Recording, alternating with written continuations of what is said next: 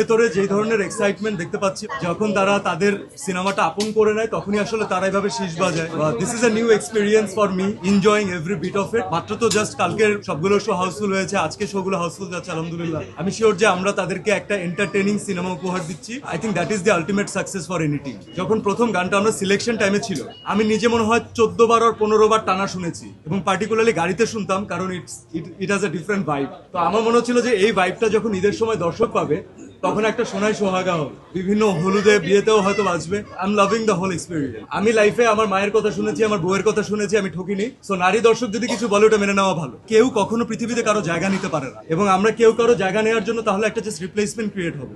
যার সাথে তুলনা দিচ্ছেন, he is an industry in himself. তো উনি এত বছর কাজ করেছেন এবং এত ভালো কাজ করেছেন, আমাদেরকে প্রতি বছর এত অসাধারণ ছবি উপহার দিয়েছেন। এটা তুলনা আসাটাও আমার জন্য অনেক বড় একটা প্রাপ্তি। দ্য ভেরি নেক্সট সিয়াম আহমেদ হতে পারি। সিয়াম আহমেদ হিসেবে কিছু দেওয়ার ট্রাই করবো। ভক্তদের মাঝখানে এই জিনিসগুলো দেখা যায়। আপনারা বিশ্বাস করেন, আমরা জানি যে 3-4টা সিনেমা হাউসফুল চলছে, আমরা তখন আমাদের ওই সিনেমার যে কলিগ আছে, ওই সিনেমার যে ডিরেক্টর আছে, ওই সিনেমার যে প্রডিউসার আছে, আমাদের নিজেদের মাঝখানে কথা হয় এবং আমরা তাদেরকে কংগ্রেচুলেশনস বলি। হলের ভেতরে যে ধরনের এক্সাইটমেন্ট দেখতে পাচ্ছি, অথবা পাবলিক যখন তারা তাদের সিনেমাটা আপন করে নেয় তখনই আসলে তারা এভাবে শীষ বাজায়, তারা গান গায়, তারা নাচে। So this is a new experience for me. I'm sure that this has been an old experience for Real Energy Production and Mehdi Hasan Hridoy, but this is a new experience for me and I'm enjoying every bit of it and I'm really grateful to the audience. মাত্র তো just কালকের সবগুলো show Housefull হয়েছে, আজকে শোগুলো Housefull যাচ্ছে আলহামদুলিল্লাহ। But um sure যে অনেকে এখনো দেখেননি, অনেকে ছুটি কাটিয়ে বাড়ি থেকে আসেননি। তো তারা যখন আসবেন এবং তারা যখন দেখবেন, আমি শিওর যে আমরা তাদেরকে একটা এন্টারটেইনিং সিনেমা উপহার দিচ্ছি, আর তারা প্রত্যেকটা পার্টে, প্রত্যেকটা সেকেন্ডে সেই এন্টারটেইনমেন্টটা তারা গ্রহণ করছে। So I think that is the ultimate success for any team. ভাইয়া, ঈদে মানুষ লিখে ঈদ মুবারক, কিন্তু এখন দেখছি সবাই লিখছে মাইনাসে না প্যালাসে।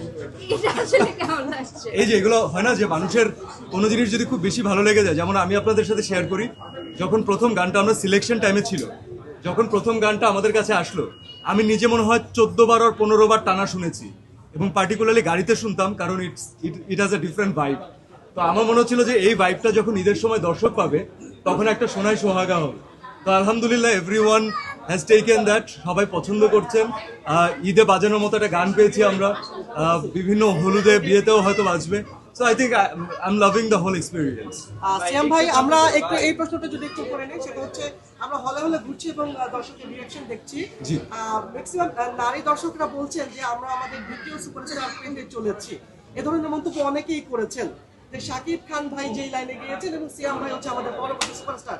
এই যে বিষয়টা অঘোষিতভাবে যে আসলে চর্চাটা হচ্ছে, আপনি কিভাবে ফিল করছেন বিষয়টা? এগুলো না আমার উপরে আপনারা একটা বাড়তি প্রেশার অ্যাড করছেন এবং আমাকে কিছু কিছু ভক্তের রোশনালে পড়ার উপায় বের করে দিচ্ছেন। তবে আপনি যে লাইনটা বললেন যে কারা বলছেন, এটা পার্টিকুলারলি এটা দর্শক, একদম নারী দর্শকরা বলছেন। শুনুন, আমি লাইফে আমার মায়ের কথা শুনেছি, আমার বউয়ের কথা শুনেছি, আমি ঠকিনি। সো নারী দর্শক যদি কিছু বলে ওটা মেনে নেওয়া ভালো।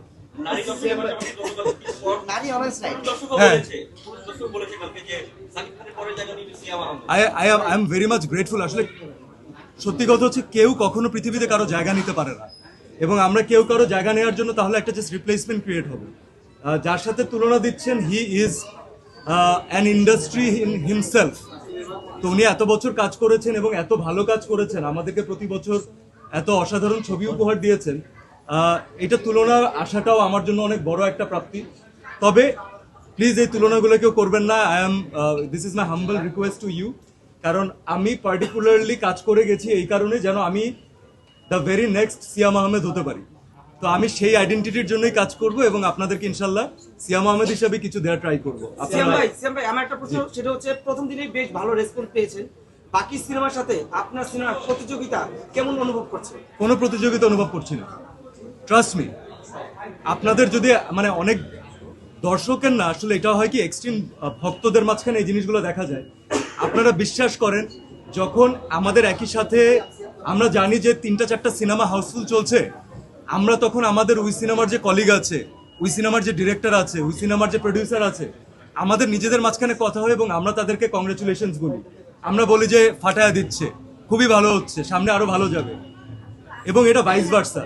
অন্য একজন ডিরেক্টর, আর্টিস্ট যখন দেখেন আমাদের সিনেমা হাউসফুল যাচ্ছে, গতকালকে থেকে আমরা কতগুলো ফোন কল পেয়েছি, রাইট? তো এই যে আমরা যখন আমরা খেলতে যাই তখন আমরা মাঠে সবাই একসাথে খেলি, কিন্তু তখন কিন্তু কে জিতলো কে হারলো এইসব জিনিস থাকে না। তো this is a beautiful place. Maximum মানুষজন আমরা একসাথে কাজ করে বড় হয়েছি। সোহেল ভাই এখানে আমাদের সাথে জয়েন করেছে, সোহেল ভাইয়ের সাথে আমরা সেই নাটক থেকে কাজ করেছি, ওটিটি থেকে কাজ করেছি।